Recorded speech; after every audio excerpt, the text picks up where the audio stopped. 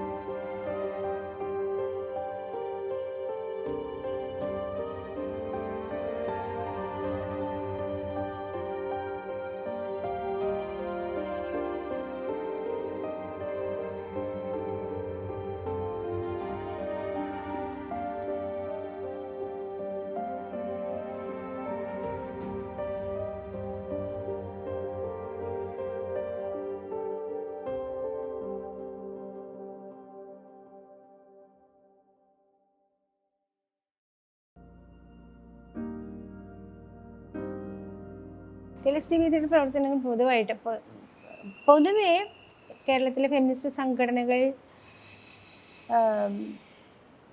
ഏറ്റെടുത്ത് നടത്തേണ്ടി വന്ന സമരങ്ങൾ എന്ന് പറയുന്നത് ലൈംഗിക അതിക്രമങ്ങൾക്കെതിരെയുള്ള സമരങ്ങൾ, റേപ്പ്, അതുപോലെ ഡൗറി ഡെത്ത്സ്,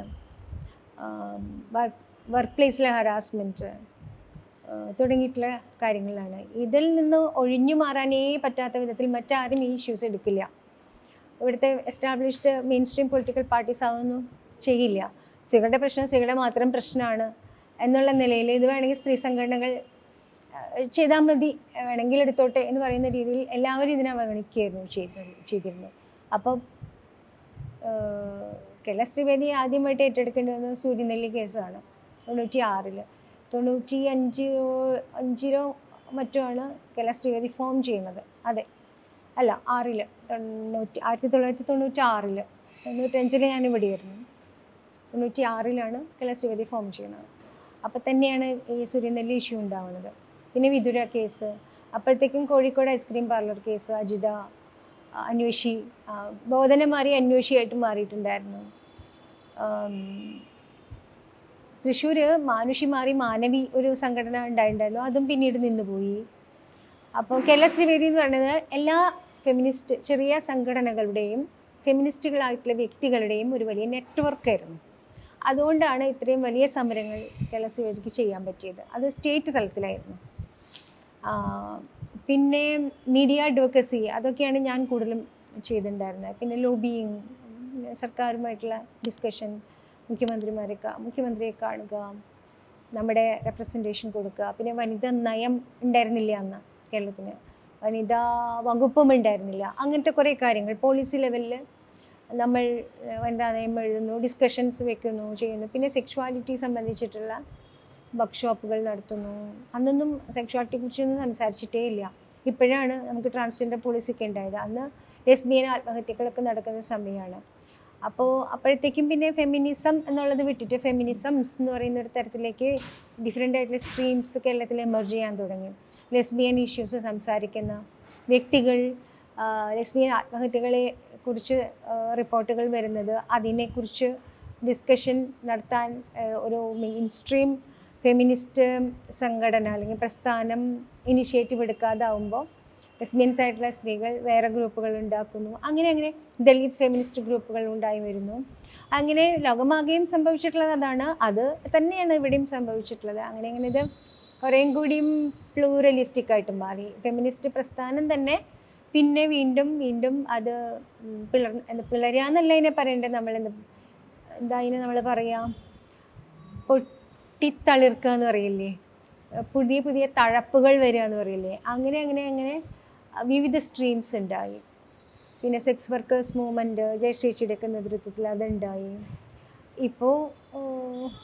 ഇപ്പോഴാണെങ്കിൽ ഡിജിറ്റൽ ഫെമിനിസത്തിൻ്റെ കാലം കൂടിയാണല്ലോ, 4ാം തരംഗമാണിത്. അവിടെ എന്താ പറയുക, സൈബർ ഫെമിനിസ്റ്റ് ആക്ടിവിസ്റ്റാണ് നടക്കുന്നത്.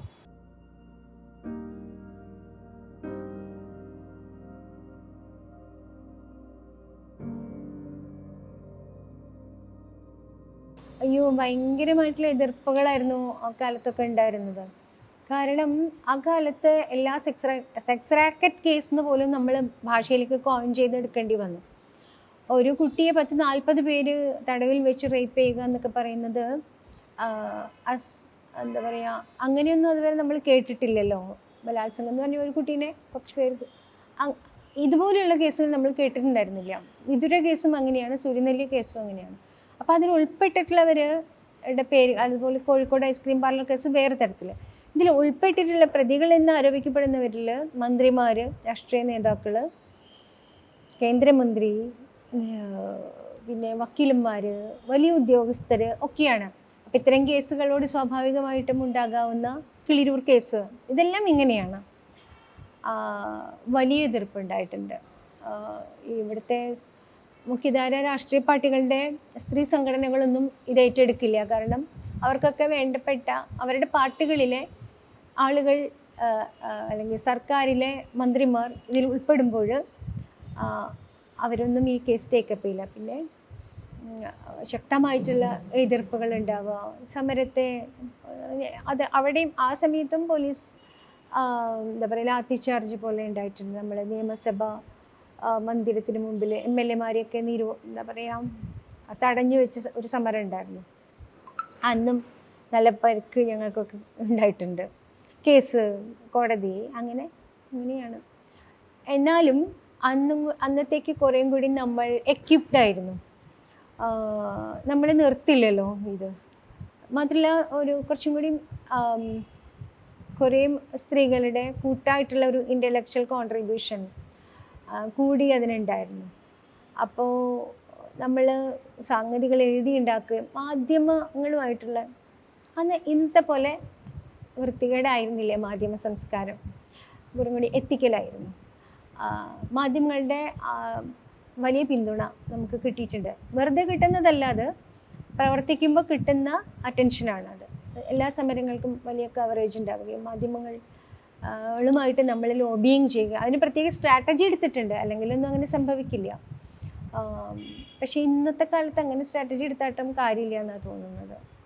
മാധ്യമങ്ങൾ അവർക്കിഷ്ടമുള്ള കാര്യങ്ങൾ മാത്രമേ ചെയ്യാറുള്ളൂ. എന്നാൽ പോലും ആരാലും അവഗണിക്കപ്പെടാത്ത ചില സമരങ്ങൾ ചില മാധ്യമങ്ങളിൽ ചിലരുടെ ഇപ്പോഴും ഐഡിയോളജിക്കലായി നിൽക്കുന്ന ചിലരുണ്ടെങ്കിൽ അവരുടെ പരിമിതികൾ വെച്ച് അവർ ചെയ്യുന്നു എന്നല്ലാതെ ഒരു കോൺഷ്യസ് ആയിട്ടുള്ള എഫേർട്ട് അന്നത്തെ പോലെ ഇന്ന് സംഭവിക്കുന്നില്ല എന്നാണ് എൻ്റെ ഒരു തോന്നൽ. ഞാൻ പിന്നെ പ്രൊഫഷനിലേക്ക് ശ്രദ്ധിച്ചു. ഒരു വലിയ ഗ്യാപ്പ് വന്നു എനിക്ക്. 10 വർഷം ഞാൻ അതിനിടയിൽ PhD ചെയ്യുന്നു. അത് കഴിഞ്ഞ് പോണ്ടിച്ചേരി യൂണിവേഴ്സിറ്റിയിൽ വിമൻ സ്റ്റഡീസ് ഡിപ്പാർട്ട്മെൻറ്റിൽ കോൺട്രാക്ട് ബേസിൽ കുറച്ച് കാലം പഠിപ്പിക്കുന്നു. അത് കഴിഞ്ഞിട്ട് കേരള യൂണിവേഴ്സിറ്റിയിൽ ഇതുപോലെ തന്നെ വിഷ്വൽ ആർട്സിൽ പഠിപ്പിക്കുന്നു. അത് കഴിഞ്ഞ് MS സ്വാമിനാഥൻ റിസർച്ച് ഫൗണ്ടേഷനിൽ സോഷ്യൽ സയൻസ് ഡിപ്പാർട്ട്മെൻറ്റിൽ പ്രിൻസിപ്പൽ സയൻറ്റിസ്റ്റായിട്ട് ജോയിൻ ചെയ്യുന്നു. ട്രൈബൽ ഡെവലപ്മെൻറ്റാണ്. ഞാൻ ഈ മൾട്ടി ഡിസിപ്ലിനറി ആയതുകൊണ്ട് എനിക്ക് എവിടെ വേണമെങ്കിലും ജോലി ചെയ്യാൻ പറ്റുന്നൊരു സാധ്യത ഉണ്ടായിരുന്നു. അപ്പോൾ വയനാട് എനിക്ക് അന്നേ തന്നെ ഞാൻ ആദ്യത്തെ എൻ്റെ ഒരു റിസർച്ച് വർക്ക് അവിടെ നടന്നതുകൊണ്ട് അത് അൺപബ്ലിഷ്ഡ് ആയിരുന്നു. പക്ഷേ അതിൻ്റെ അൺപബ്ലിഷ്ഡ് ആയിട്ടുള്ളൊരു ബുക്ക് ഉണ്ടായിരുന്നു. അപ്പം ആ എക്സ്പീരിയൻസിൻ്റെയും റിസർച്ചിൻ്റെയും ബേസിസിൽ എനിക്കിവിടെ പിന്നെ വിമൻ സ്റ്റഡീസിൻ്റെ ജെൻഡർ സ്റ്റഡീസിൻ്റെയും ബേസിസിലാണ് എനിക്ക് സ്വാമിനാഥൻ ഫൗണ്ടേഷനിൽ സോഷ്യൽ സയൻറ്റിസ്റ്റായിട്ട് പോസ്റ്റിൽ ജോലി കിട്ടുന്നത്. ട്രൈബൽ ഡെവലപ്മെൻ്റ് ആയിരുന്നു എൻ്റെ ഏരിയ. അത് ഫുൾ ടൈം രാവും പകലും അതിൻ്റെ ഹെക്റ്റിക് ആയിട്ടുള്ള റെസ്പോൺസിബിലിറ്റിയാണ്. ആ സമയത്ത് ഞാൻ ആക്ടിവിസത്തിൽ ഉണ്ടായിരുന്നില്ല. ആ സമയത്ത് എനിക്ക് കഥകൾ എഴുതാനും പറ്റിയിട്ടില്ല കുറേ വർഷം. ഇത് മാത്രമായിരുന്നു എൻ്റെ 2011 തൊട്ട് 2021 മാർച്ച് വരെ കാലം. പക്ഷേ 2016 ഞാൻ ബ്രേക്ക് ചെയ്തു. എന്ന് വെച്ചാൽ കഥകൾ എഴുതി. അത്രയും വർഷത്തെ സൈലൻസിന് ശേഷം പിന്നെ 2016 ശേഷം കുറേ പുസ്തകങ്ങൾ വന്നു. 2 കഥാസമാഹാരം, പിന്നെ ഇത് സ്ത്രീ ചരിത്രങ്ങൾ, സ്ത്രീ മുന്നേറ്റങ്ങൾ. അതൊക്കെ ഞാൻ നേരത്തെ കുറേ ചെയ്ത് വെച്ചിരുന്നതാണ്. പിന്നെ അത് കണ്ടിന്യൂ ചെയ്യാൻ പറ്റാതെ കുറേ കാലം വെറുതെ ഇരുന്നു. അപ്പോഴൊക്കെ എനിക്ക് ഭയങ്കര സ്ട്രെസ്സായിരുന്നു. അത് എഴുതാനിരിക്കുമ്പോൾ ഭയങ്കര ബുദ്ധിമുട്ടായിരുന്നു. ജോലിയുടെ ഇടയിൽ ഇത് എഴുതാൻ പറ്റില്ല. അങ്ങനെ ഒത്തിരി സ്ട്രെയിൻ എടുത്തിട്ടാണ് ആ പുസ്തകം എഴുതിയത്. ഫണ്ടൊന്നുമില്ല നമുക്ക് എവിടെ നിന്നും. പിന്നെ ലേഖനങ്ങൾ കുറേ എഴുതിയതിൻ്റെ കളക്ഷൻ വന്നു. പിന്നെ നാടകം PhD ചെയ്തതിൻ്റെ പുസ്തകമാക്കണമെന്ന് ആഗ്രഹിച്ചിട്ട് കുറേ കാലം അത് കയ്യിൽ വെച്ചിരുന്നു. അതൊക്കെ പിന്നെ ഇപ്പോൾ കോവിഡ് കാലത്താണ് അത് വർക്ക് ചെയ്തത്. പിന്നെ കോവിഡ് കാലത്ത് നോവൽ എഴുതാനിരുന്നു. അത്രയും എൻ്റെ ആഗ്രഹം. പിറ 2003 ഇറങ്ങുന്നത്. അതിനുശേഷം നോവൽ എഴുതാൻ ആഗ്രഹിച്ച് പറ്റില്ലല്ലോ, ഇങ്ങനത്തെ തിരക്കിൽ സമയമില്ലല്ലോ. നോവൽ എഴുതണമെങ്കിൽ നമുക്ക് വേറെ ചിന്തയൊന്നും പറ്റില്ല, ഇതിൽ തന്നെ ഇരിക്കണം.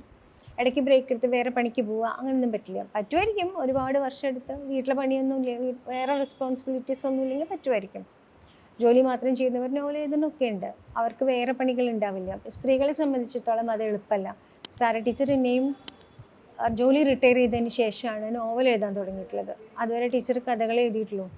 എഴുത്തുകാരികളെടുത്ത് നോക്കിയാൽ മനസ്സിലാവും, അധികം നോവലുകൾ അധികം എഴുതുന്നത് കുറവാണ്, നമ്പർ കുറവായിരിക്കും. ലളിതാംബിക അന്തർജന ഒരു നോവൽ എഴുതിയിട്ടുള്ളൂ.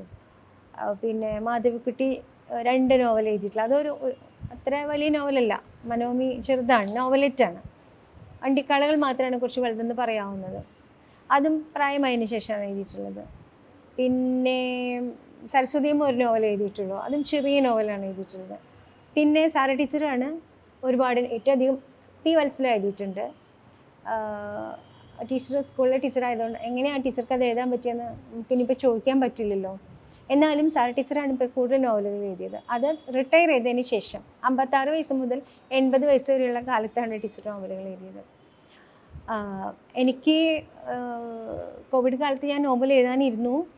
പക്ഷേ അപ്പോഴത്തേക്കും നമ്മുടെ ലോക്ക്ഡൗണൊക്കെ കഴിഞ്ഞ് ഓഫീസിൽ പോകണമെന്നായപ്പോഴത്തേക്കും ഞാൻ 2 ചാപ്റ്റർ എഴുതി കഴിഞ്ഞിട്ടുണ്ടായിരുന്നു. എനിക്ക് തോന്നി ജോലിക്ക് പോയി കഴിഞ്ഞാൽ പിന്നെ അന്ന് എഴുതാൻ പറ്റില്ല. ഞാൻ ജോലി റിസൈൻ ചെയ്തു.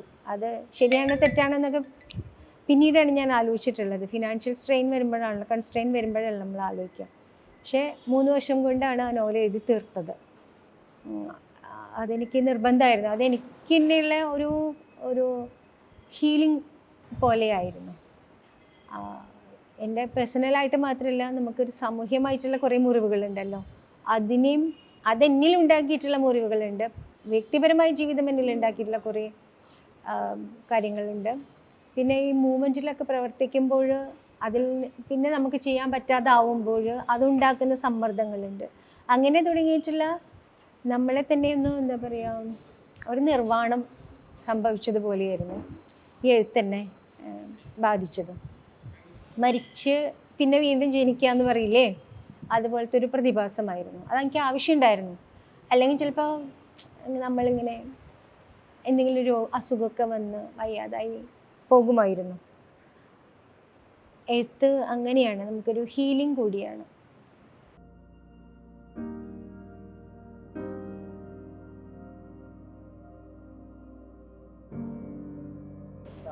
ഞാനും പറഞ്ഞില്ലേ, സ്ത്രീവേദി നേരിട്ട എതിർപ്പുകളേക്കാൾ അതീവ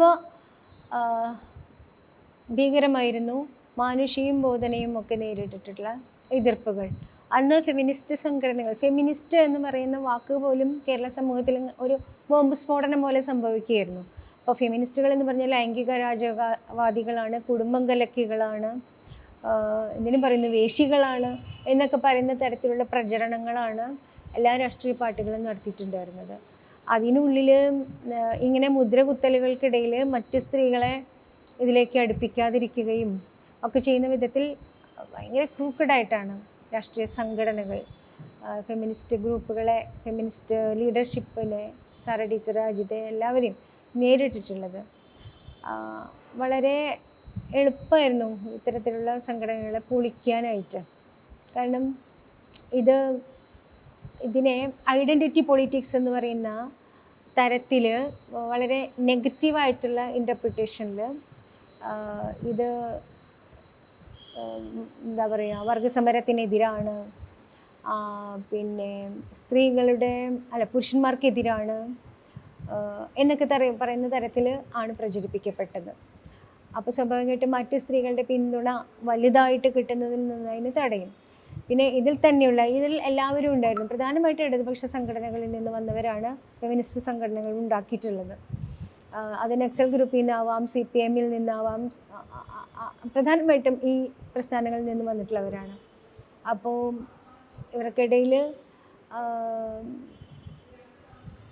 എന്താ പറയുക, വലിയ തരത്തിൽ ഓർഗനൈസ്ഡ് ആയിട്ടുള്ള തരത്തിൽ ഇപ്പോൾ 1990 സമ്മേളനത്തിൽ നടന്ന ചില കാര്യങ്ങളുണ്ട്. അത് ചിലപ്പോൾ അജിത ഇൻ്റർവ്യൂ ചെയ്യുമ്പോൾ അജിത പറയും, അതായിരിക്കും നല്ലത് ഞാൻ പറയുന്നതിനേക്കാൾ. അവർക്ക് കൃത്യമായിട്ടുള്ള അനുഭവമുള്ളവരാണ്. അവരെ ടീച്ചർക്കും സാർ ടീച്ചർക്കും പറയാൻ പറ്റും. അത് അങ്ങനെയാണ് അതില്ലാതായി പോകുന്നത്.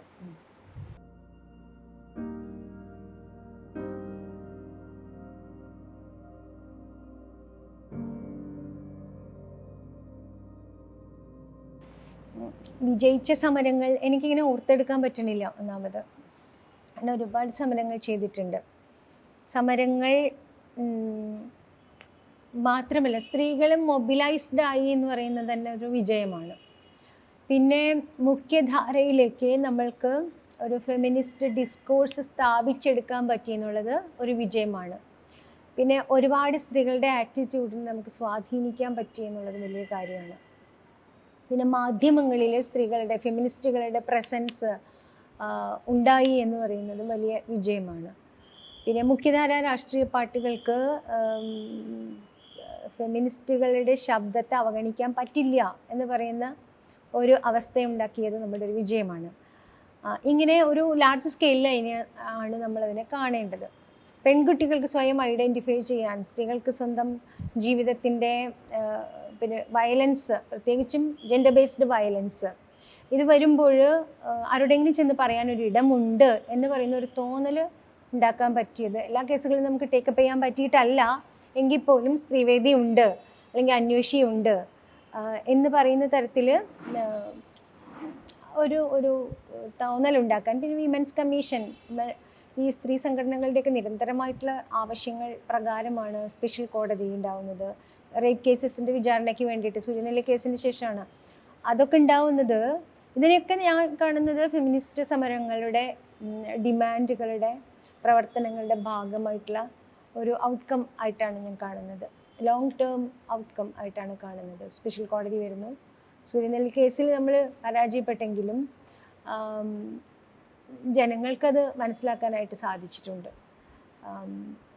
പിന്നെ വിതുര കേസും അങ്ങനെ തന്നെയാണ്. കേസുകൾ നമുക്ക്, കോടതികൾ ബയസ്ഡ് ആണെന്നും സ്ത്രീവിരുദ്ധമായിട്ടുള്ള വിധികളാണ് വന്നതെന്നും ഒക്കെ നമുക്ക് സ്ഥാപിക്കാൻ പറ്റുന്നുണ്ട്. മുമ്പാണെങ്കിൽ നമുക്കതിനെ അങ്ങനെ പറയാൻ പറ്റില്ലായിരുന്നല്ലോ, ആരും അതിനെക്കുറിച്ച് ടേക്കപ്പ് ചെയ്യാനില്ലല്ലോ. അപ്പം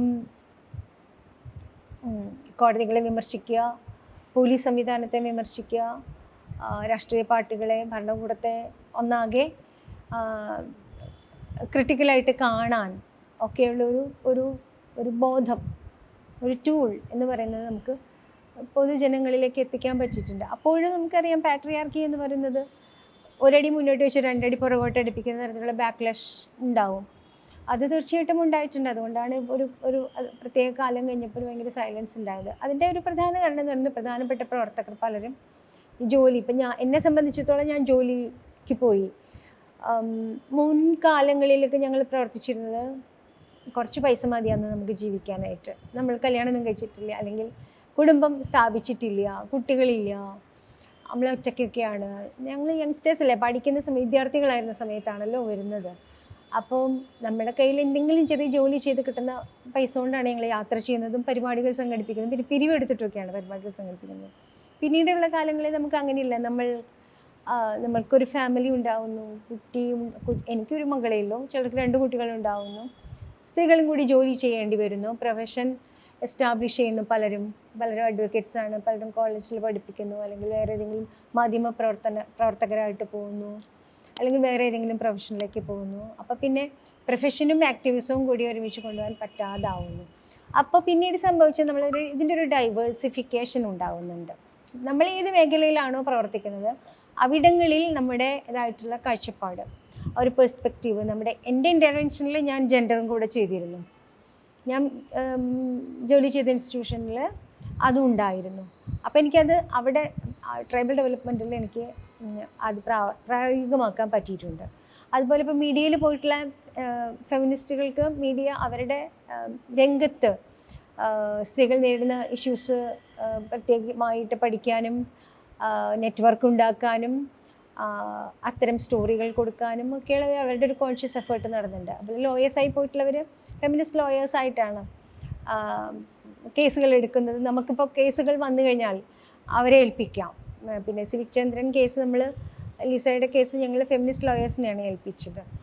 അതുകൊണ്ടാണ് നല്ലൊരു വിധി വന്നത്. അവിടെ ഹൈക്കോടതിയിൽ നിന്ന് നമുക്കതിനെ മറ്റേ ഒരു വലിയ കോഴിക്കോട് സെഷൻസ് കോടതിയിൽ വളരെ മോശമായിട്ടുള്ളൊരു ജഡ്ജ്മെൻ്റ് ഉണ്ടായല്ലോ. അത് നമ്മൾ ചലഞ്ച് ചെയ്തപ്പോൾ advocate Bhadra, advocate Nandini, advocate Sandhya, ഇവർ ഫെമിനിസ്റ്റ് ലോയേഴ്സാണ്. ഫെമിനിസ്റ്റ് ആക്ടിവിസത്തിൽ കൂടെ വന്നവരാണ് ഇവരെല്ലാവരും. അതുപോലെ സിനിമയിൽ പിന്നെ സജിത സിനിമയിലേക്ക് പോയി, നാടകത്തിലേക്ക് പോയി, വിധു വിൻസെൻ്റ്, ദീപ മാധ്യമത്തിൽ. അപ്പോൾ അങ്ങനെ നമ്മൾ വിജയത്തെ കാണണം. അങ്ങനെ ഒരു അനാലിസിസ് അങ്ങനെ നടത്തിയിട്ടില്ല എന്ന് എനിക്ക് തോന്നുന്നത്. ഇത് ചോദിച്ചപ്പോഴാണ് ഞാൻ ആലോചിക്കുന്നത്, എന്താണ് നമ്മുടെ വിജയം? ഒരു സമരം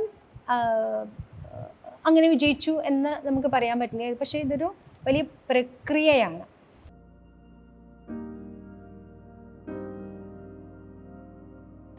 രണ്ടായിരത്തി 2002 ജാനുവിനെ ഞാൻ പരിചയപ്പെടുന്നത്, ജാനുവുമായിട്ട് സൗഹൃദം ഉണ്ടാകുന്നത്. ആദിവാസി വികസന പ്രവർത്തക സമിതിയുടെ ഭൂമി സമരങ്ങൾ, ആദിവാസി ഭൂമി സമരങ്ങൾ ജാന നടത്തുന്നത് അറിയുന്നത് അപ്പോഴാണ്. അപ്പോൾ ജാന തിരുവനന്തപുരത്ത് വരുന്നു, സമരങ്ങൾ നടക്കുന്നു, ഭൂമി പിടിച്ചെടുക്കുന്നു, പത്രത്തിൽ മാധ്യമങ്ങളിലെല്ലാം നമ്മളിങ്ങനെ ജാനുവിനെ കാണുകയാണ്. ആ സമയത്ത് ജാന തൃശ്ശൂർ ഒരിക്കൽ വന്നിട്ടുണ്ടായിരുന്നു ഒരു സമരത്തിൻ്റെ ആവശ്യമായിട്ട് ബന്ധപ്പെട്ടിട്ട്. അന്ന് ഞാൻ ജാനുവിനെ കണ്ടു. അന്ന് ചേലക്കോട്ടുകര ഈ വിമോചന ദൈവശാസ്ത്രത്തിൻ്റെ അച്ഛന്മാർ ഉള്ളൊരു സ്ഥലമുണ്ട്, അവിടെ ജാനു വന്നിട്ടുണ്ട്. ഞാൻ അവിടെ പോയി അന്ന് കാണുകയും സംസാരിക്കുകയും ചെയ്തപ്പോൾ എനിക്ക് വലിയ ഇഷ്ടമായി. അങ്ങനെ പിന്നെ ആ സൗഹൃദം അങ്ങ് വളർന്നു. പിന്നെ കുടിൽ കെട്ടി നടത്തിയ സമരത്തിൻ്റെ സമയം, ആ സമയത്തൊക്കെ സമര സഹായ സമിതി ഉണ്ടാക്കി ഞാൻ തിരുവനന്തപുരത്താണ്. അപ്പോൾ അതിൻ്റെ ഒരു എന്താ പറയുക, ഒരു മുഖ്യ ചുമതല പോലെ നിന്ന് പ്രവർത്തിച്ചു. അന്ന് എഴുത്തുകാരെ, സിനിമക്കാർ, ചിത്രകാരന്മാർ, അങ്ങനെ എല്ലാവരും കൂടി ചേർന്നിട്ടുള്ള ഒരു വലിയ സംഘമായിരുന്നു സമരസഹായ സമിതി എന്ന് പറയുന്നത്. ആ കുടിൽ കെട്ടിയുള്ള സമരമൊക്കെ വല്ലാത്ത അനുഭവമായിരുന്നു. അന്ന് നമ്മൾ രാത്രിയൊക്കെ കാവൽ നിൽക്കുമായിരുന്നു, പൊളിച്ചു കളയും കുടിലുകൾ എന്നൊക്കെ പറഞ്ഞിട്ട്. മാധ്യമങ്ങളൊക്കെ വലിയ സപ്പോർട്ടായിരുന്നു ആ സമയത്ത്. പിന്നെ അത് കഴിഞ്ഞിട്ട് മറ്റേ മുത്തങ്ങ സമരം, ആ സമയത്ത് എനിക്ക് പങ്കെടുക്കാൻ പറ്റിയില്ല, ഞാനന്ന് പ്രഗ്നൻ്റ് ആയിരുന്നു. മുത്തങ്ങ സമരമൊക്കെ ഞാനിരുന്ന് കണ്ട് എനിക്കതിൽ പങ്കെടുക്കാൻ പറ്റാത്തതിൻ്റെ വേദനയിലാണ് ഞാൻ പിന്നെ 2 കഥകൾ എഴുതിയത്. പുഴയിലെ മീനുകൾ എന്ന് പറയുന്ന കഥ അതായിരുന്നു. അത് കഴിഞ്ഞിട്ട് ജാനുവിൻ്റെ പേരിലുള്ള കേസുകൾ, ജാനുവിൻ്റെ വീട്ടിൽ പോയി ഞാൻ താമസിച്ചിട്ടുണ്ടായിരുന്നു. ജാനു വീട് വെച്ചു, അവിടെ പോയി ഞാൻ താമസിച്ചു. ജാനുവിനെയും ജാനുവിൻ്റെ അമ്മയും 2-3 ദിവസം കൂടെ നിന്ന് ഇൻ്റർവ്യൂ ചെയ്ത്. അത് ഈ നോവലിന് വേണ്ടിയിട്ടായിരുന്നു, കാന്തലിന് വേണ്ടിയിട്ടായിരുന്നു. പിന്നെ ജാനു തിരുവനന്തപുരത്ത് വരുമ്പോൾ എൻ്റെ വീട്ടിലേക്ക് വരും. അങ്ങനെ ഒരു ഭയങ്കര അറ്റാച്ച്മെൻ്റ് ആയിരുന്നു. ജാനു അങ്ങനെ കെട്ടിപ്പിടിക്കുന്നില്ല അധികം ആരെയും, സ്പർശം ഒന്നും അങ്ങനെ സമ്മതിക്കില്ല. ഞാൻ ഭയങ്കര സ്റ്റബേണാണെന്നല്ലേ നമുക്ക് തോന്നുക. പക്ഷേ എന്നെ ഭയങ്കരമായിട്ട് കെട്ടിപ്പിടിക്കും. ഞങ്ങൾ പാട്ട് പാടും, താരാട്ട് പാട്ടൊക്കെ പാടും ജാനു, ആദിവാസി ഭാഷയിലുള്ളത്. ജാനു ഫോണിലൂടെ ജാനു എഴുതാന്ന് പറഞ്ഞാൽ ജാനു പാട്ടുണ്ടാക്കും, ആ പാട്ടൊക്കെ എനിക്ക് കേൾപ്പിച്ചു തരും.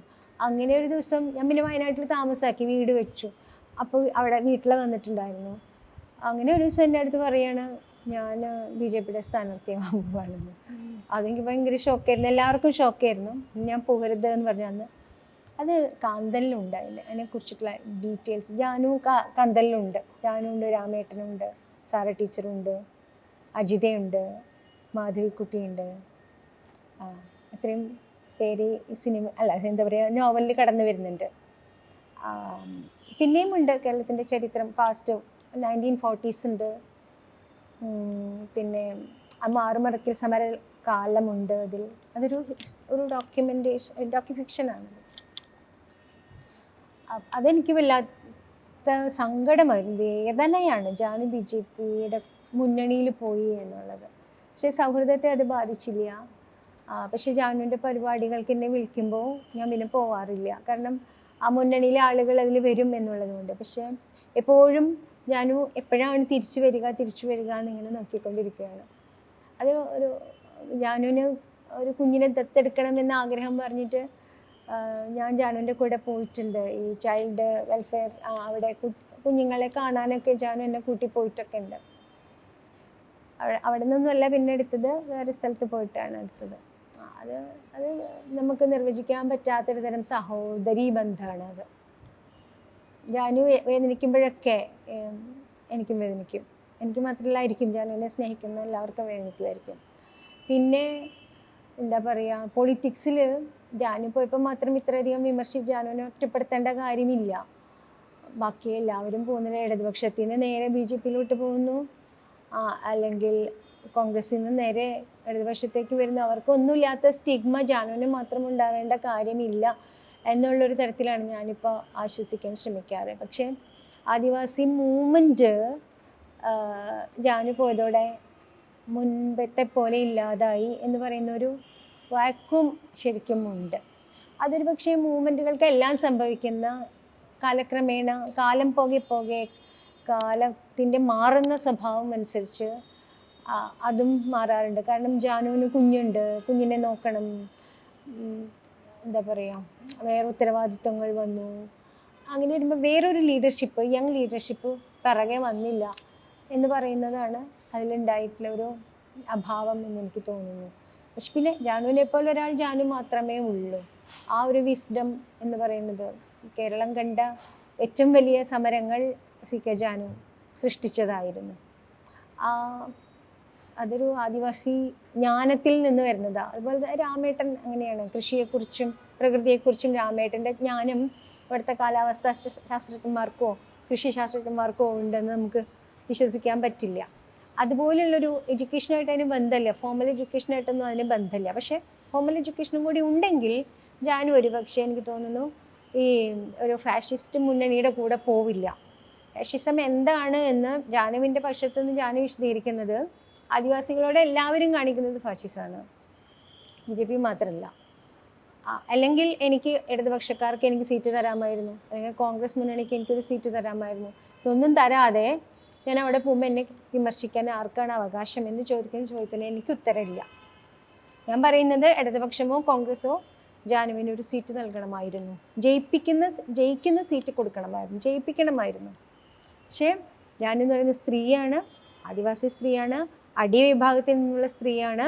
പുരുഷാധിപത്യത്തെ അല്ലെങ്കിൽ സവർണാധിപത്യത്തെ ജാതിയാധിപത്യത്തെ തെല്ലും കൂസാത്തൊരു സ്ത്രീയാണ്. അങ്ങനെയുള്ള സ്ത്രീയെ ഇടതുപക്ഷമാണെങ്കിലും കോൺഗ്രസ് ആണെങ്കിലും ഒന്നും സ്പേസ് കൊടുക്കില്ല എന്നുള്ളതാണ് തെളിയിച്ചത്. പിന്നെ അപ്പോൾ ബി ജെ പി എങ്ങനെയാണോ എന്ന് ചോദിച്ചാൽ ബി ജെ പി അത് മാനിപ്പുലേറ്റ് ചെയ്തതാണ്. അവർക്ക് കേരളത്തിൽ വേരുറപ്പിക്കാൻ സാധിക്കുന്ന എല്ലാവരെയും അവരങ്ങനെ എന്താ പറയുക സ്വാംശീകരിച്ചെടുക്കുകയും വലയിൽപ്പെടുത്തുകയാണ് ചെയ്തത്. ആ വലയിലേക്ക് ജാനു പോയി എന്ന് പറയുന്നതും വിമർശനാത്മകം തന്നെയാണ്, സങ്കടകരവുമാണ്. തിരിച്ചു വരും എന്നാണ് ഞാൻ പ്രതീക്ഷിക്കുന്നത്. ഞാൻ കാണുമ്പോഴൊക്കെ പറയാറുണ്ട് തിരിച്ചു വരണം. അപ്പോൾ ശബരിമല ഇഷ്യൂ ഉണ്ടായ സമയത്ത് ജാനു എതിർത്ത് സംസാരിച്ചു. അപ്പം എനിക്ക് സമാധാനമായതായിരുന്നു. പക്ഷേ പോന്നിട്ടില്ല.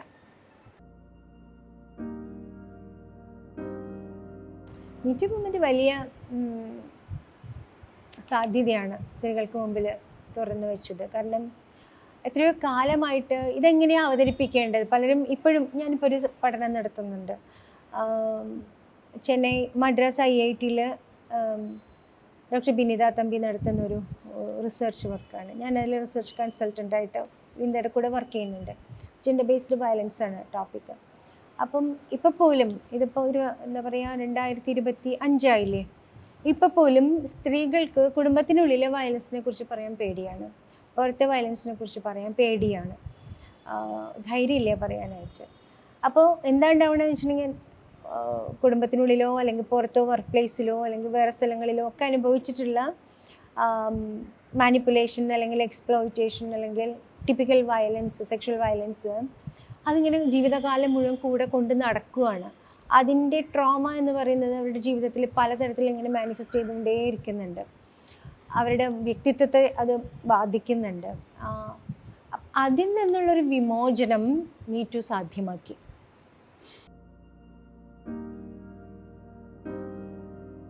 ഞാൻ വിചാരിക്കുന്നില്ല. കാരണം കേരളം വളരെ കോംപ്ലക്സ് ആയിട്ടുള്ള പാട്രിയാർക്കിയുടെ ഒരു പ്രവർത്തന മണ്ഡലമാണ്. ഇവിടുത്തെ രാഷ്ട്രീയ പാർട്ടികൾ എന്താ പറയുക 101% പാട്രിയാർക്കലാണ്. അതിൽ പ്രവർത്തിക്കുന്ന സ്ത്രീകൾക്ക് അതിനെ ബ്രേക്ക് ചെയ്തുകൊണ്ടൊരു സോഷ്യൽ സ്പേസ് ഉണ്ടാക്കിയെടുക്കാനായിട്ട് 2 പേർക്ക് കഴിഞ്ഞിട്ടുണ്ട്. KR ഗൗരിയമ്മയ്ക്ക് കഴിഞ്ഞിട്ടുണ്ട്, സുശീല ഗോപാലിന് ഒരു പരിധിവരെ കഴിഞ്ഞിട്ടുണ്ട്, മീനാക്ഷി തമ്പാന സമയത്ത് കുറേ പറ്റിയിട്ടുണ്ട്, പിന്നെ ശൈലജ ടീച്ചർക്ക് പറ്റിയിട്ടുണ്ട്. പക്ഷേ ഇതിനെയെല്ലാം ഓരത്തേക്കും മാറ്റുന്ന തരത്തിൽ ഒരിക്കലും ഒരു ഫസ്റ്റ് ലീഡർഷിപ്പിലേക്ക് കൊണ്ടുവരാനായിട്ട് അതാത് പാർട്ടികൾ ശ്രമിച്ചിട്ടില്ല എന്ന് മാത്രമല്ല മുഖ്യമന്ത്രി സ്ഥാനത്തേക്ക് പരിഗണിക്കുക പോലും ചെയ്തിട്ടില്ല. കേരളം പ്രതീക്ഷിച്ചത് KR ഗൗരിയമ്മ കേരളത്തിൻ്റെ മുഖ്യമന്ത്രി ആകണം എന്ന് ആഗ്രഹിച്ചിട്ടുണ്ട്, പ്രതീക്ഷിച്ചിട്ടുണ്ട്. അത് അന്ന് സാധിച്ചിട്ടില്ല എന്ന് പറയുന്നത് വലിയ നഷ്ടമാണ് കേരളത്തിന്. കാരണം കേരളത്തിന് അപ്പുറത്തൊക്കെ നമ്മൾ കണ്ടിട്ടുണ്ടല്ലോ, തമിഴ്നാട്ടിൽ, പിന്നെ ഉത്തരേന്ത്യയിൽ, ബീഹാറിൽ പോലും എന്ന് വനിതാ മുഖ്യമന്ത്രിമാരുണ്ടായിട്ടുണ്ട്, ഡൽഹിയിൽ. പക്ഷേ കേരളത്തിലല്ലേ ആദ്യം ഉണ്ടാവേണ്ടിയിരുന്നത്. നമ്മൾ ഏറ്റവും പുരോഗമനപരമായ സംസ്ഥാനമാണെന്ന് പറയുകയും ഇടതുപക്ഷവും നവോത്ഥാനവും ഒക്കെ ഉണ്ടായ സ്ഥലമാണെന്ന് നമ്മൾ പറയുകയും ഒക്കെ ചെയ്തിട്ട് കേരളത്തിൽ ഉണ്ടായില്ല എന്ന് പറയുമ്പോൾ ഇതിൻ്റെ ഉള്ളിലെ ആ ഒരു ഇരട്ടത്താപ്പ് എന്ന് വേണമെങ്കിൽ നമുക്ക് പറയാമല്ലോ. എപ്പോഴും അതെ, കേരളം അങ്ങനെയാണ്. ഒരു പുരോഗമനം ഉണ്ടെന്ന് പറയുമ്പോൾ അതിൽ വേറെ അതിൻ്റെ ഓപ്പോസിറ്റും ഉണ്ട്, ഒപ്പം തന്നെ അതിൻ്റെ കൂട്ടത്തിലുണ്ട്. അത് ഓരോന്നിൽ നോക്കിയാലും നമുക്കറിയാം, ഓരോ വികസന സൂചിക എടുത്ത് നോക്കിയാലും അറിയാം. പൊളിറ്റിക്കൽ പാർട്ടിസിപ്പേഷൻ കുറവാണ്, റെപ്രസെൻറ്റേഷൻ കുറവാണ്. അതുപോലെ ഇപ്പോൾ നമുക്ക് ദീർഘായുസ് ഉണ്ടെന്ന് പറയുമ്പോഴും രോഗാതുരത വളരെ കൂടുതലാണ്. എഡ്യൂക്കേഷൻ ഉണ്ടെന്ന് പറയുമ്പോഴും നമുക്ക് എത്ര ശതമാനം പേര് പഠിച്ച വിഷയത്തിൽ കോൺട്രിബ്യൂട്ട് ചെയ്യുന്നുണ്ട്, ജോലി കിട്ടുന്നുണ്ട് എന്നുള്ളത് പ്രധാന പ്രശ്നമാണ്. അല്ലെങ്കിൽ എന്താ പറയുക, വർക്ക് പാർട്ടിസിപ്പേഷൻ കുറവാണ്. അങ്ങനെ എല്ലാം ഒരു ദ്വന്ദ്വം എന്താ പറയുക, നമ്മളതിനെ പ്രശ്നാത്മകമാണ് നമ്മുടെ പുരോഗമന സൂചികകൾ. അതുതന്നെയാണ് ഞാൻ പ്രതീക്ഷിക്കുന്നേ ഇല്ല. അടുത്ത ടൈമിൽ പോലും ഒരു വനിതാ മുഖ്യമന്ത്രി കേരളത്തിൽ ഉണ്ടാവുമെന്ന് ഞാൻ പ്രതീക്ഷിക്കുന്നില്ല. ഉണ്ടായാൽ മഹാത്ഭുതം എന്ന് വേണമെങ്കിൽ പറയാം.